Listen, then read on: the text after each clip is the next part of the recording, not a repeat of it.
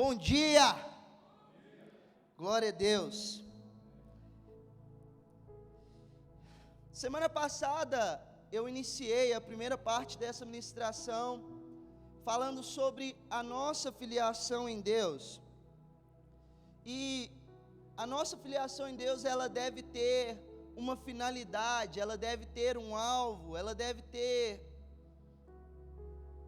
uma responsabilidade, um caminho, princípios a serem seguidos diante dos filhos de Deus. Quem é filho de Deus, ele precisa seguir um caminho, ele precisa trilhar um caminho, ele precisa ter alguns princípios pelos quais vão nortear a sua vida, pelos quais esses princípios vão guiar a vida do filho de Deus. E semana passada, no domingo, eu ministrei sobre o primeiro tipo de filho, dois tipos em que a Bíblia relata, em que o apóstolo Paulo relata duas palavras no termo grego. A primeira é teknon ou teknia, que significa filhos, crianças, bebês imaturos. E a segunda é ruios, que significa filhos maduros. Filhos com maturidade, com responsabilidade, que já estão no tempo de herdar a promessa, de tomar posse da herança. E eu falei semana passada primeiramente sobre os técnicos e sua impossibilidade de tomar responsabilidade em coisas concernentes ao reino de Deus, de assumirem responsabilidades em coisas concernentes ao reino do Pai aqui na terra.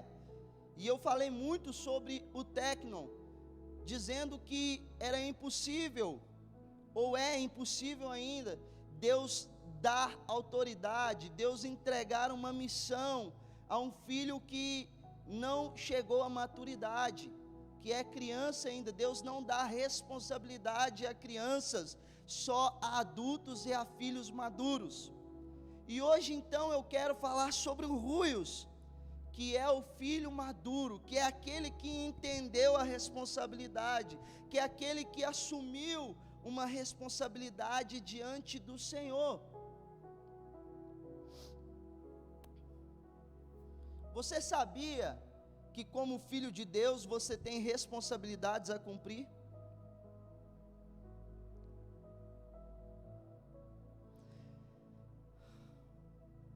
Sabia que Deus tem expectativas em relação à sua filiação em Cristo?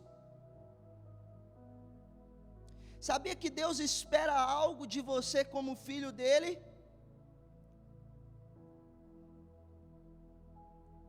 Deus quer de nós uma resposta em relação à adoção dele sobre nós.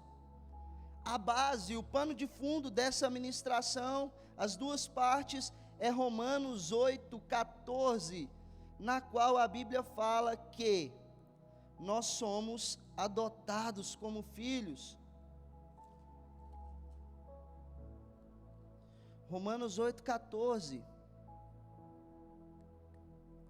Pois todos os que são guiados pelo Espírito de Deus são filhos de Deus. Então a base, o pano de fundo para essa nossa ministração é Romanos 8,14. Nós somos guiados pelo Espírito de Deus. O filho maduro, ele é guiado pelo Espírito de Deus, ele é conduzido pelo Espírito de Deus, e tem uma finalidade. O Espírito nos conduz para algo, o Espírito não nos leva para lugares, aleatórios, sem propósito. Existe um propósito por trás da filiação de Deus em seus filhos. Quando nós cremos em Cristo e o recebemos como nosso Senhor e Salvador, existe uma missão, existe um compromisso que devemos assumir.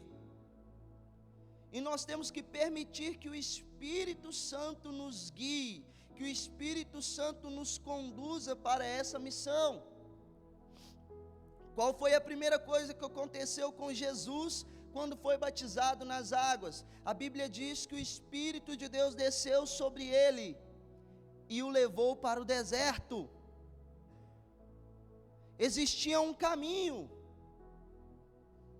a que Jesus traçasse para cumprir a sua missão aqui na terra. E da mesma forma, como filhos de Deus, nós também temos um caminho, nós também temos um propósito, nós também temos uma finalidade. Você quer saber o que Deus quer de nós? Sim ou não? Levanta a mão, deixa eu ver. Amém. Deus espera que os seus filhos se posicionem em seu reino, pois a redenção de toda a criação se dará pela revelação dos filhos de Deus. Olha só, existe uma grande responsabilidade sobre os filhos de Deus, e muitos brincam, e muitos não se posicionam, e muitos não assumem o compromisso. A redenção de toda a criação, todo mundo criado, depende da revelação dos filhos de Deus, e eu vou te mostrar isso na Bíblia agora. Coloca para mim, Igor, por favor, no telão aí, Romanos capítulo 8, versículo 19 a 21, pode ser a versão ARA, por favor.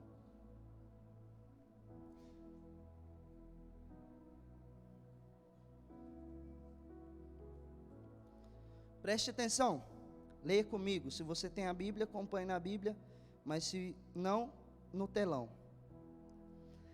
A ardente expectativa da criação aguarda a revelação dos filhos de Deus. Olha só, Paulo está dizendo que a criação, e não só os homens, as mulheres, mas também toda a criação de Deus, os animais, o mundo criado, aguarda, tem uma expectativa para que os filhos de Deus se revelem. Pois a criação está sujeita à vaidade, não voluntariamente, mas por causa daquele que a sujeitou, na esperança de que a própria criação será redimida do cativeiro da corrupção, para a liberdade da glória dos filhos de Deus. Você pode dar um glória a Deus? Amém.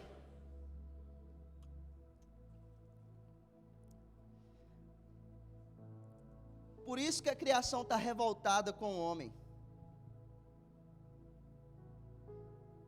Por isso que a criação é violenta. Porque ela espera que os filhos de Deus se posicionem. Ei, só o homem é que, sabe, é duro de coração. Só o homem que demora para reconhecer a Deus. A Bíblia fala em Romanos 1 aqui, que o homem, tendo conhecimento de Deus, ele desprezou a Deus, porque ele escolheu adorar a criação e não o Criador.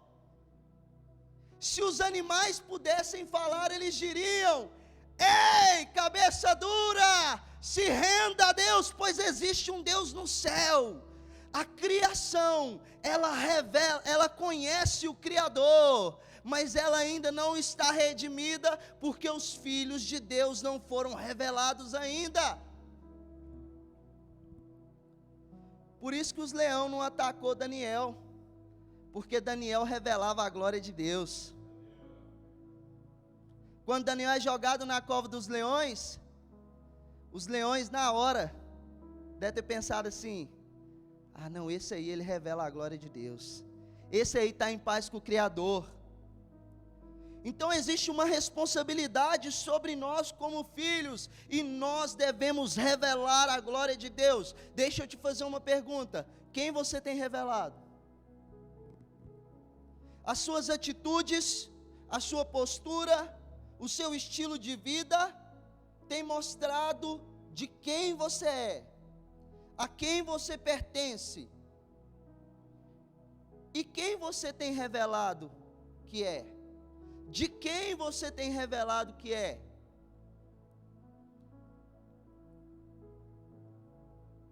Tem muitas pessoas que dizem assim: olha, eu sou filho de Deus, mas agem como filhos do demônio, agem como filhos da desobediência.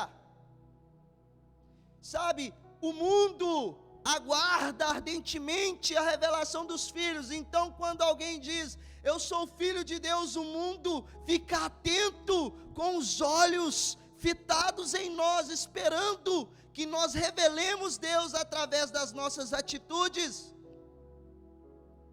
esperando que nós possamos revelar a Deus. Eles têm esperança em nós. Quando você diz: eu sou filho de Deus, quando você coloca na bio do seu Instagram: filho de um Deus imortal, as pessoas esperam que você revele o Senhor. Mas você coloca lá: filho de um Deus imortal, e posta uma foto de biquíni com versículo. Ah, essa moto aqui é de Jesus, mas anda igual capeta. Colocando a vida de todo mundo em risco, pronto para causar um acidente. E filho de Deus comporta assim? Aí as pessoas olham, a criação olha para você e fala assim: filho de Deus que nada. Não é filho de Deus não. A princípio, quando você diz que é filho de Deus, que é cristão, as pessoas te criticam. Mas na verdade a crítica delas é como um bloqueio, porque elas querem acreditar em você, elas querem espelhar em você, elas querem, sabe, te seguir, elas querem que você seja exemplo para ela. Por isso existe uma crítica inicial.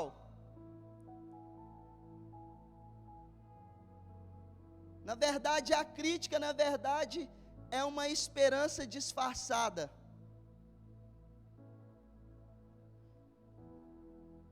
E quando as pessoas verem que você realmente é um filho de Deus, elas vão até você, elas vão perguntar. Então eu anotei aqui alguns pontos a que os filhos maduros, os ruios, porque o técnico não consegue revelar o pai, ele ainda é infantil, ele ainda age de modo como uma criança agiria, então ele não consegue revelar o pai. Mas eu anotei alguns pontos aqui que os filhos maduros devem seguir, para revelar o Criador, para revelar a sua paternidade aqui na terra. Então, pastor, como revelar a minha paternidade? Como o filho maduro se comporta? São 4 pontos. E eu vou ler o primeiro aqui, vou falar o primeiro. Efésios, capítulo 5, verso 1 e 2.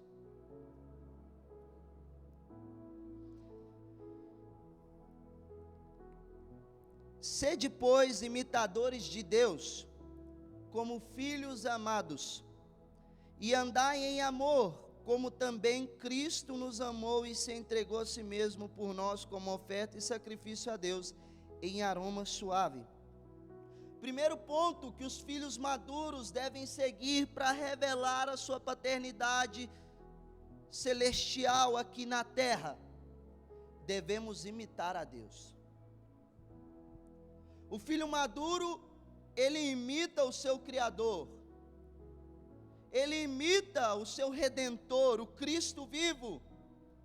E a imitação, ela não é só em atos ou atitudes, mas em entrega sacrificial, porque no contexto do versículo 2, Paulo traz andai em amor, como também Cristo nos amou e se entregou a si mesmo por nós, como oferta e sacrifício a Deus, aroma suave. Então os filhos de Deus andam em amor, se entregam se for preciso, estão prontos para morrerem por Cristo. Isso é imitar a Deus, estar pronto para o que Deus mandar. Imitar a Cristo em todo o seu caminho. Imitar a Cristo em tudo o que ele andou.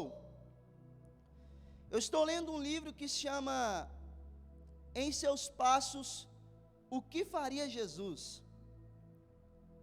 E o livro relata a história de uma igreja, onde um dia o pastor foi constrangido por Deus a realmente seguir Jesus passo a passo, a realmente imitar Jesus passo a passo. E num dia tomado pelo Espírito Santo, numa reunião, ele faz um desafio a toda a igreja e convoca os irmãos a fazer uma pergunta a cada vez que eles forem tomarem uma posição, que eles forem tomar uma decisão. E a pergunta é essa: em seus passos, o que faria Jesus? O simples questionamento de antes de fazer qualquer coisa, a pessoa dizer: espera aí, se fosse Jesus, o que ele faria? Provocou uma revolução na cidade,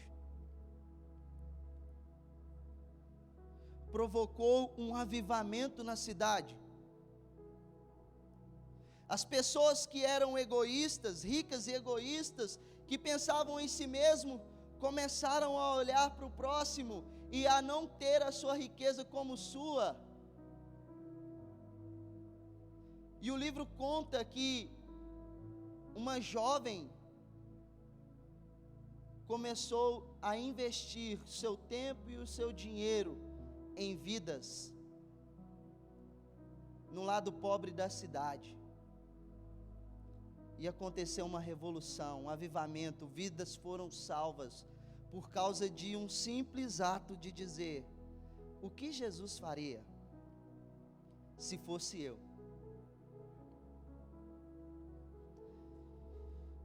E imitar Jesus, cabe dentro desse ponto também dizer: não viver na prática do pecado. Coloca para mim João 3, 1 João 3, 9.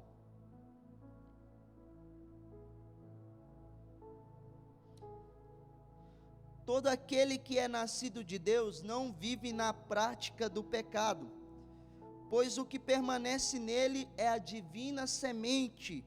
Ora, esse não pode viver pecando, porque é nascido de Deus. Nisto são manifestos os filhos de Deus e os filhos do diabo. Todo aquele que não pratica justiça não procede de Deus, e nem aquele que não ama a seu irmão. Então, se eu sou um filho de Deus, eu me manifesto me separando do pecado. Eu não vivo na prática do pecado. Pastor, eu vou deixar de pecar? Não. Mas há uma diferença entre tropeçar e viver caído. O filho de Deus, ele não vive na prática do pecado. Não quer dizer que ele não peca, mas ele não procura. Quando você fala prática, dá a entender que é um exercício que você faz todo dia, sim ou não? Quem vive no exercício da prática do pecado são os filhos do diabo, são os filhos da desobediência. Os filhos de Deus vivem no exercício da prática da santidade, buscando a face do seu Senhor, buscando revelar o seu Pai através da sua vida santa. E dentro desse ponto também, Efésios 2:10. Vamos lá. Bíblia é feita para ser folheada. Efésios 2:10.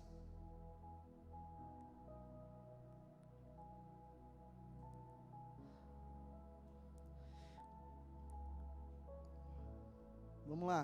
Pois somos feitura dele, criados em Cristo Jesus para boas obras, as quais Deus de antemão preparou para que andássemos nela. Então olha só, dentro do ponto de imitar a Jesus, nós também andamos em boas obras, nas obras que o Pai preparou de antemão, para que andássemos. Então olha só, como Deus é um Pai maravilhoso, como Deus é um Pai perfeito, Ele se preocupa com tudo e Ele prepara tudo. Deus é um Pai que pavimentou o caminho que devemos seguir. Deus é como um pai que tem um negócio, e Ele estabelece esse negócio, e Ele faz esse negócio crescer, Ele investe todo o seu tempo, a sua vida nesse negócio, para um dia deixar o negócio pronto, fácil, e dizer assim: filho, toma, agora você vai guiar a empresa. Eu construí essa empresa, eu gastei minha vida toda, e agora eu te entrego, filho, para você conduzi-la. O filho não tem que sofrer, o filho não tem que errar tentando dar certo na empresa, não, basta ele continuar fazendo o que o pai está fazendo. Então olha só, Jesus disse: olha, eu faço o que eu vejo o meu pai fazer, e Deus preparou essas mesmas obras para nós, para que andássemos nela. Então olha só, não é difícil obedecer a Deus, não é difícil praticar boas obras, não é difícil viver em santidade, não é difícil se afastar do pecado, porque Deus já se encarregou de tudo através do seu Filho Jesus. Ele nos entregou de mão beijada uma nova vida em Cristo, para que andássemos em novidade de vida. Então o Filho de Deus, ele anda igual ao seu Senhor, e a nossa alegria é que nós temos o Espírito dele nos fortalecendo, sendo a nossa esperança, nos guiando, nos ensinando e nos conduzindo por esse caminho de novidade de vida. Aleluia, glória a Deus.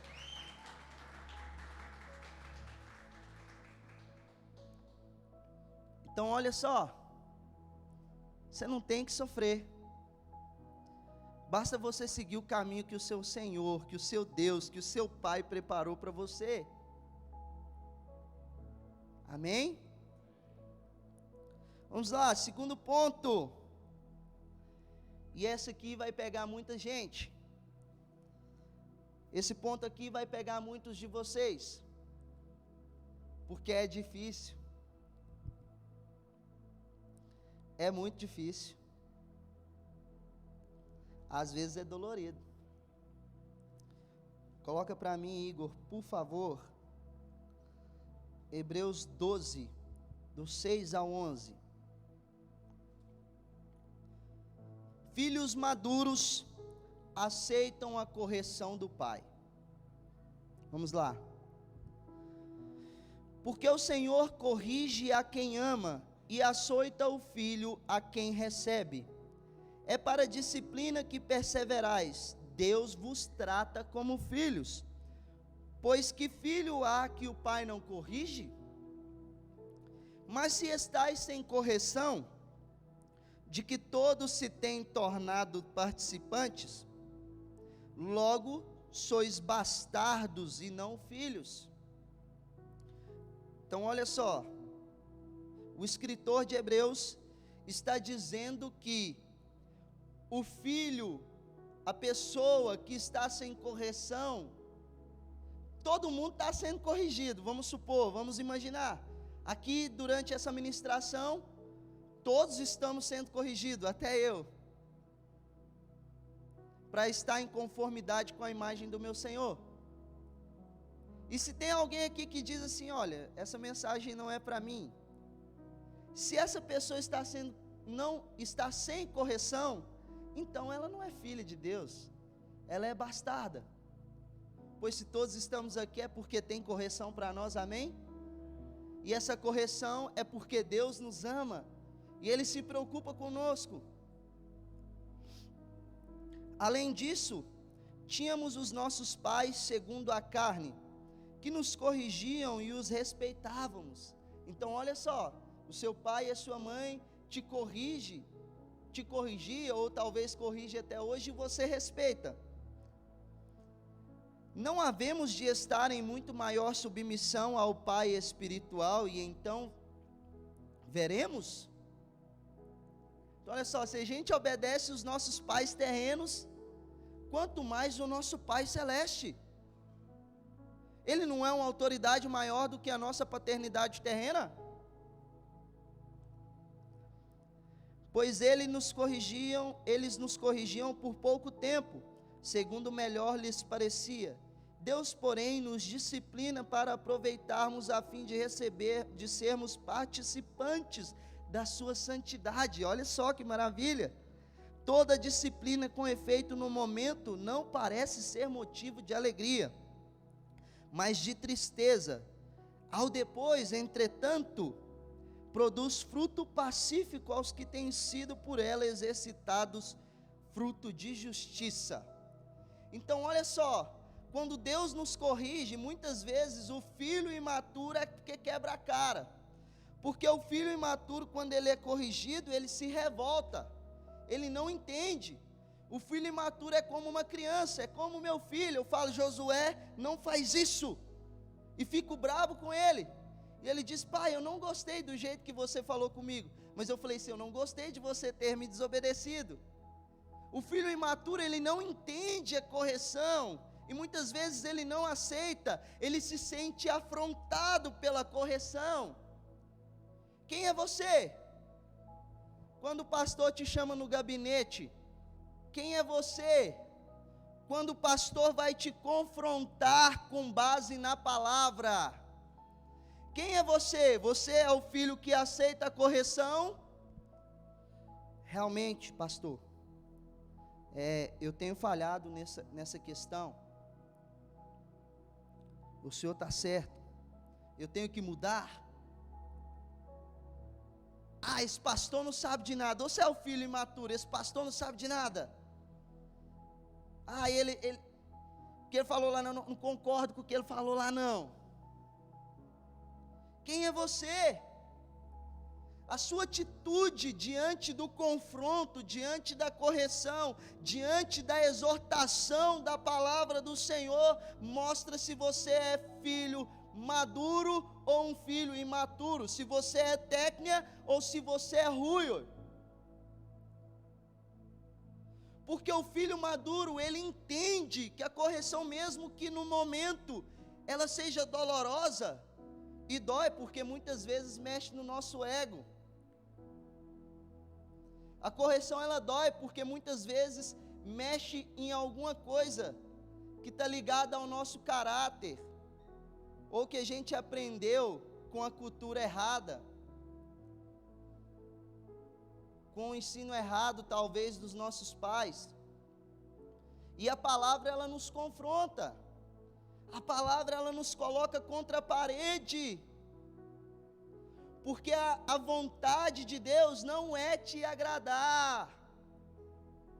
Quero te falar hoje aqui, a vontade de Deus não é te agradar. Deus não tem compromisso com te agradar, porque se Deus for te agradar e deixar você fazer a sua vontade, você vai ser condenado pela sua própria liberdade, e você vai parar num lugar não muito bom. Mas se Deus exorta, é porque Ele quer o seu bem, e quer produzir justiça na sua vida, para que com Ele você esteja na eternidade.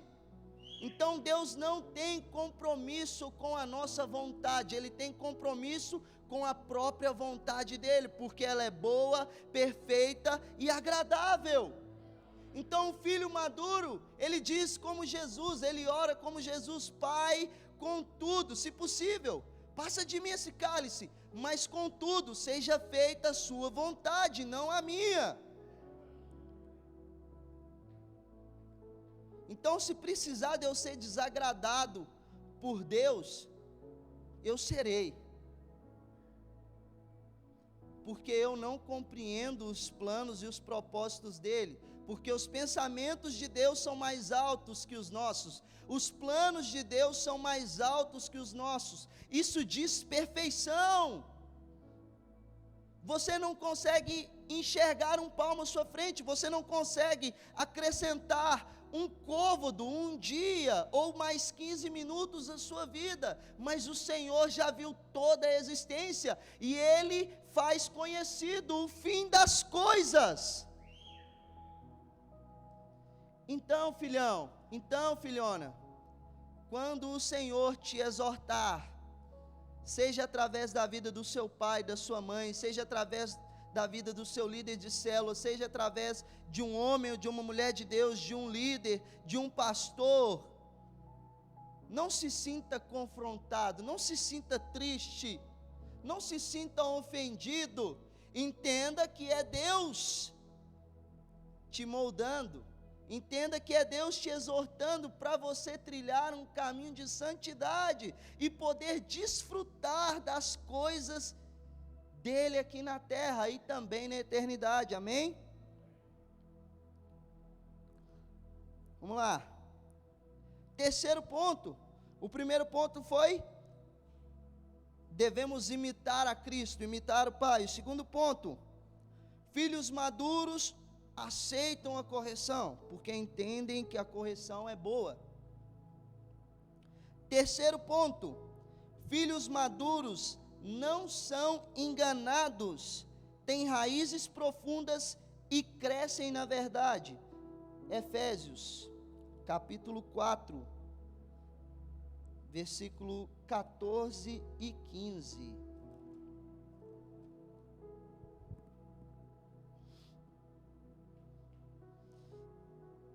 Para que não sejamos como meninos, agitados de um lado para o outro e levado ao redor por todo o vento de doutrina, pela artimanha dos homens, pela astúcia com que induzem ao erro, mas seguindo a verdade em amor, cresçamos em tudo naquele que é o cabeça, Cristo Jesus.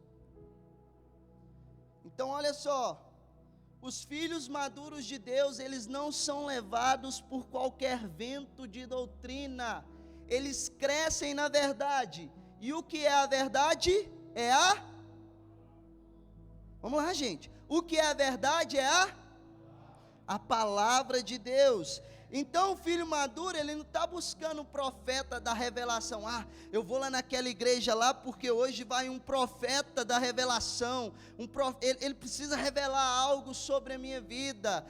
Tem uma irmã lá que é do reteté, a irmã do mistério, ela fala em mistério, eu preciso ir lá porque ela tem que trazer algo para a minha vida. Não, o filho de Deus maduro, ele não fica correndo atrás dessas coisas, sabe por quê? O maior mistério de todos já foi revelado em tempo oportuno, e esse é o mistério: Cristo em vós, a esperança da glória de Deus. Então olha só, os filhos de Deus não são levados por qualquer palavra doce, ou por qualquer promessa vazia e mentirosa. Olha, vem para Deus, porque você vai enriquecer, você vai conquistar carro, você vai comprar casa, você vai fazer isso e aquilo. A fé não é um método para enriquecer, a fé é o lugar onde a gente é salvo. A fé é o instrumento pelo qual nós somos salvos mediante Cristo Jesus. Então o filho maduro, ele não é enganado por doutrina. ele não é enganado por fábulas, ele se detém na palavra de Deus. Não quer dizer que Deus não vá revelar nada. Deus revela sim. Deus ainda fala com os homens e mulheres de Deus, com seus santos profetas. Deus fala sim. Mas Deus nunca deixou de falar através da palavra dele. Deus nunca deixou de ministrar ao nosso coração através da sua santa palavra. Ela foi revelada a nós, para que por ela vivêssemos.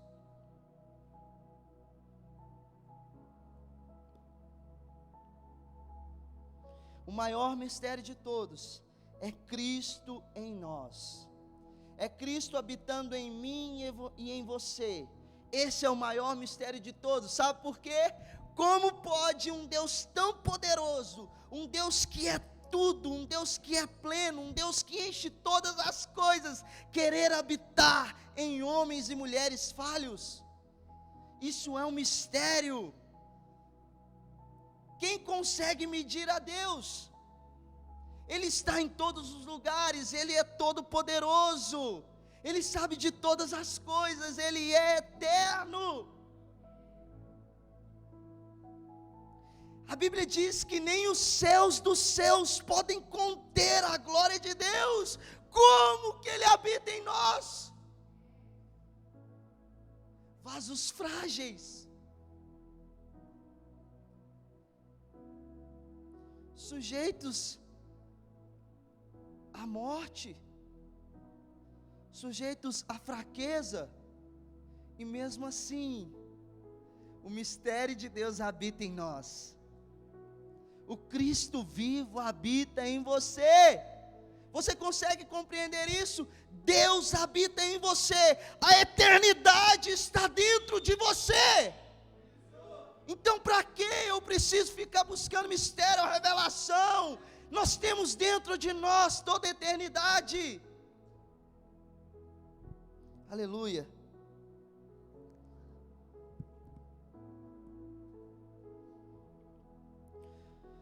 O filho conhece a voz do pai, assim como a ovelha conhece a voz do seu pastor.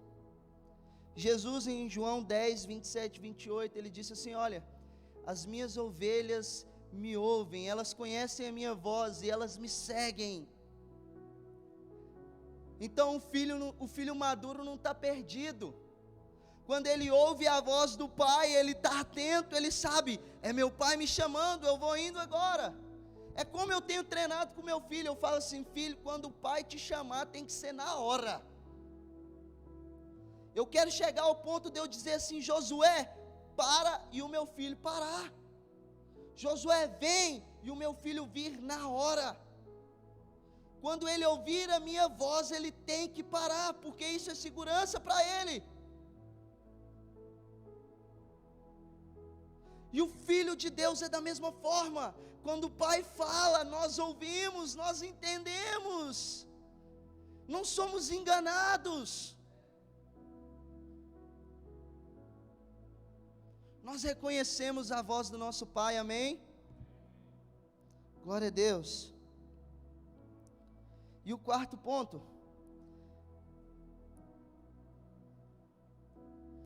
Colossenses, Gálatas, Efésios, Filipenses, Colossenses, Tessalonicenses.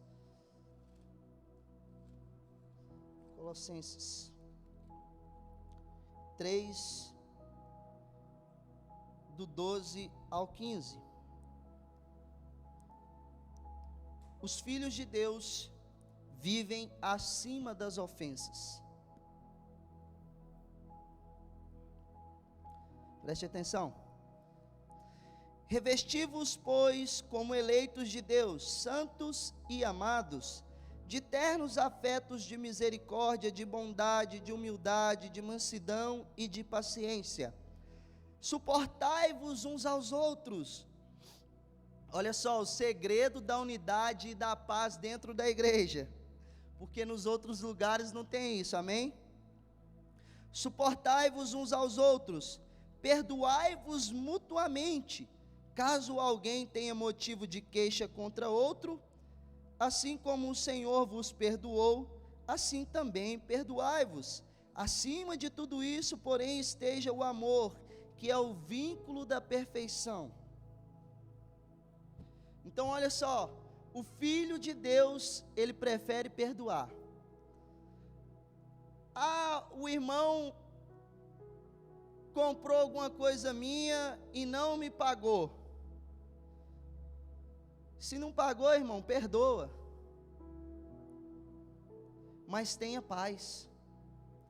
Tenha paz com Deus, tenha paz consigo mesmo. Não fica levando, não fica carregando amargura, não fica carregando tristeza. Mas eu não aceito, tem que pagar. Porque é crente. Não, então ele tem que pagar pelo aprender. Não, você vai ensinar ele muito mais quando você perdoar. Você vai falar assim: ô fulano, eu vou conversar com você aqui. É o seguinte, lembra aquela dívida? Então, é um valor que realmente faz a diferença, faz falta para mim, mas eu decido perdoar você por amor a Cristo.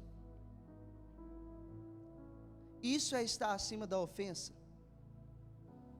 Sabe, é decidir perdoar. Sabe aquele irmão que é chato? Porque tem o chato. Eu e o Pedro, nós discutimos muito. E eu chamei ele de chato e ele me chama de chato.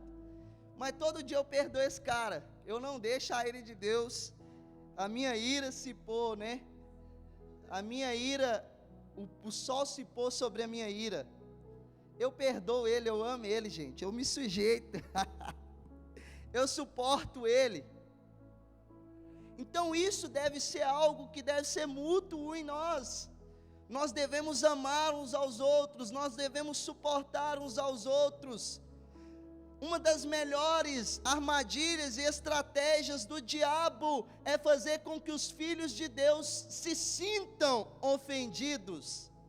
É plantar discórdia entre os filhos de Deus, pois se uma igreja não tem unidade, se uma igreja não tem paz, se uma igreja não tem comunhão, Deus já não está mais nela.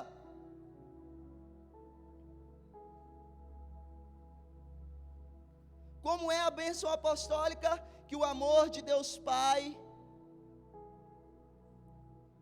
a comunhão e a consolação do Espírito Santo.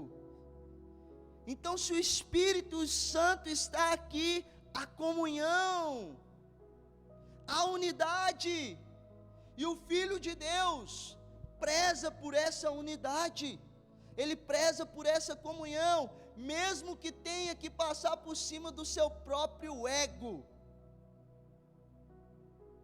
mesmo que tenha que ser ofendido, para que essa comunhão esteja entre nós. Acima de tudo, porém, esteja o amor, que é o vínculo da perfeição. Se nós levarmos e colocarmos o amor, que a Bíblia diz que Deus é amor, acima de tudo, haverá perfeição, haverá um vínculo perfeito entre nós, de modo que nenhuma ofensa, de modo que nada poderá destruir a unidade da igreja. E uma igreja unida, meu amigo, não há nada que possa aparar.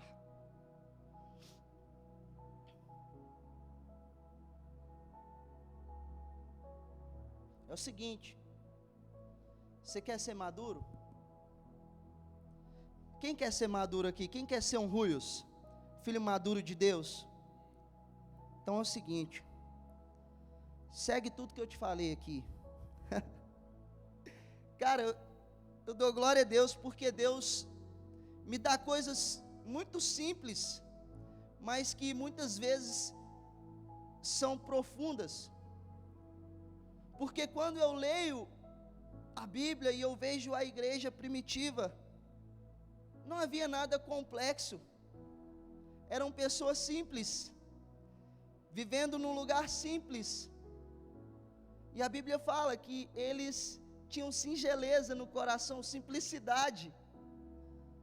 Não havia nada complexo. Era fácil perdoar, era fácil amar, era fácil imitar a Deus, era fácil não viver na prática do pecado, era fácil andar em boas obras, era fácil aceitar a correção. E pela unidade, pelo conhecimento da palavra, ninguém era enganado.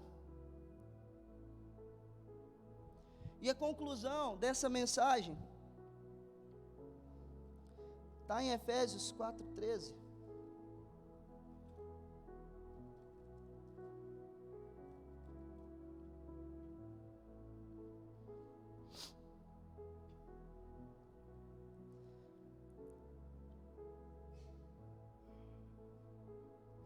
Até que todos cheguemos à unidade da fé e do pleno conhecimento do Filho de Deus, a perfeita varonilidade, à medida da estatura da plenitude de Cristo.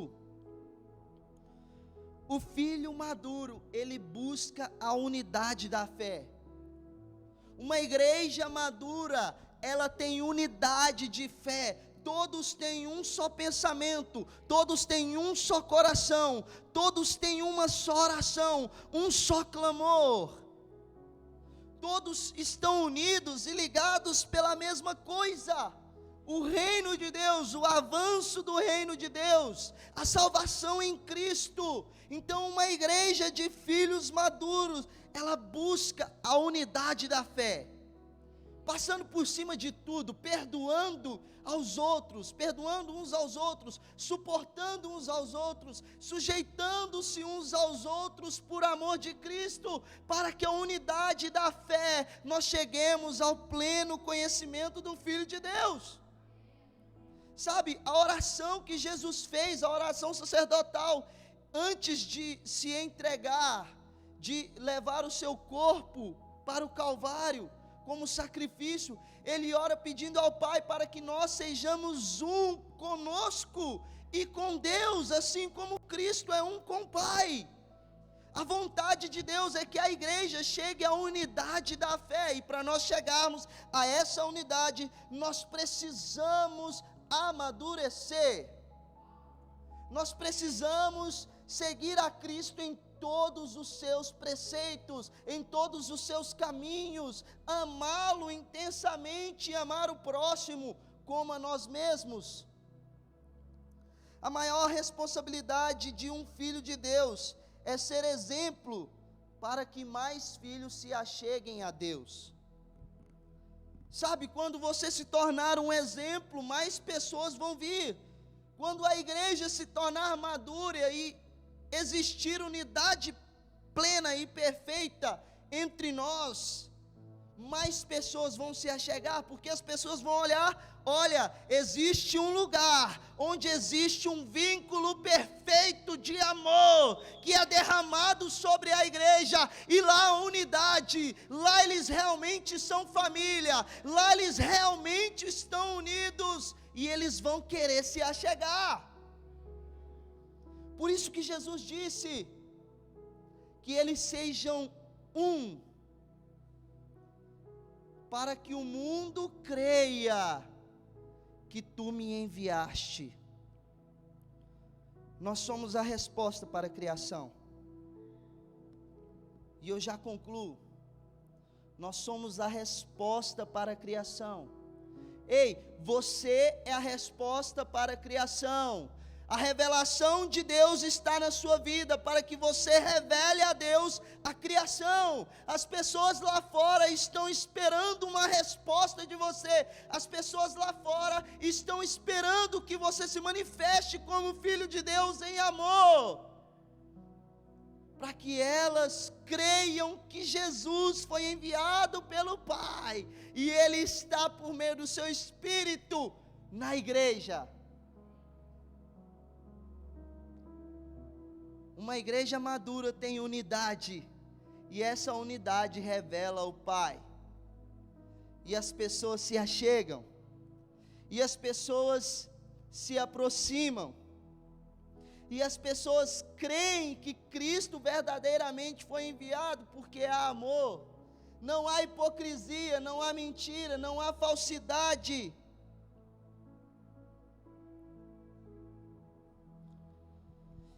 Devemos revelar a nossa paternidade, revelar quem somos, não só com palavras, mas com o nosso estilo de vida, nos posicionarmos e assumirmos nossa responsabilidade. O Senhor espera uma resposta sua.